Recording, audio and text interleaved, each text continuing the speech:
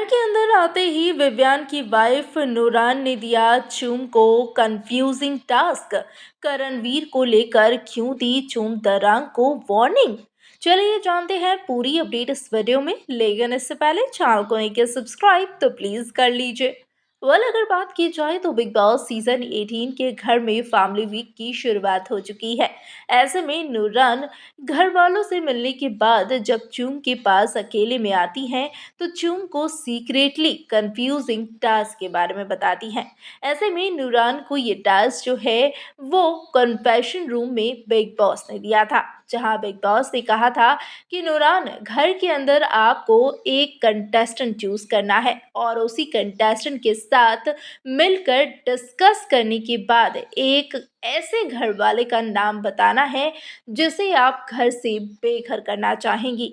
ऐसे में नूरान इस टास्क को चूम दरांग के सामने एक्सप्लेन करती हैं और नूरान कहती हैं कि चूम, मुझे तुम इस घर में सबसे ज़्यादा समझदार लगती हो, दिल की साफ लगती हो, इसलिए मैंने तुम्हें चूज किया एज अ पार्टनर। अब तुम मुझे बताओ कि मुझे बिग बॉस को कौन से घर वाले का नाम देना चाहिए जिन्हें कि वो घर से बेघर कर पाए। ऐसे में यहाँ पर चूम कहती हैं कि दी, आप अगर मेरी बात माने तो मुझे पर्सनली ऐसा लगता है कि ईशा का इस घर में कोई काम नहीं है, उसे अब घर से बेघर हो जाना चाहिए, क्योंकि वो सिर्फ और सिर्फ अविनाश के गेम पर ध्यान देते हुए उसके नक्शे कदम पर चल रही है और उसके ही भरोसे शो में आगे भी बढ़ रही है।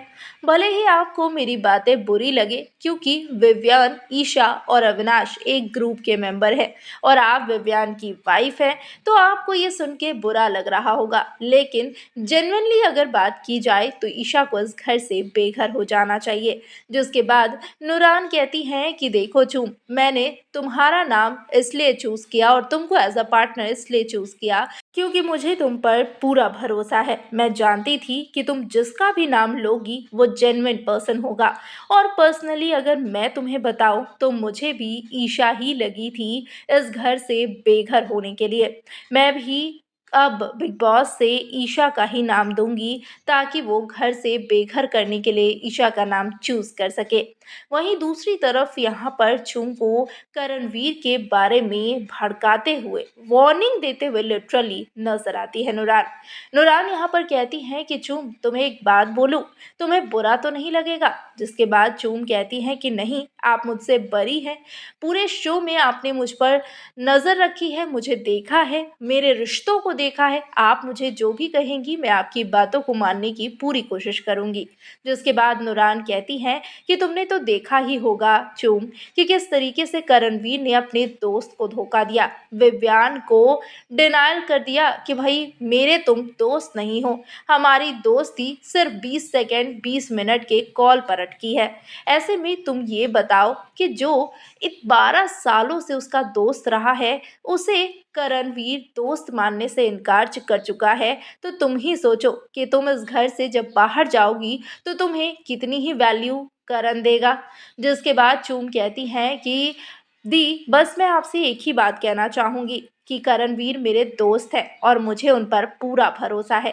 हमारी दोस्ती मिलने जुलने से, फ़ोन पे बात करने से कहीं ज़्यादा ऊपर है। हमारा रिश्ता दिल का रिश्ता है और चाहे कुछ भी हो जाए, मुझे इतना भरोसा है करणवीर पर कि वो मुझसे कभी दूर नहीं होंगे और मुझे अपना दोस्त ना मानने से कभी इनकार नहीं करेंगे, चाहे किसी भी तरीके से कोई भी सिचुएशन सामने आ जाए।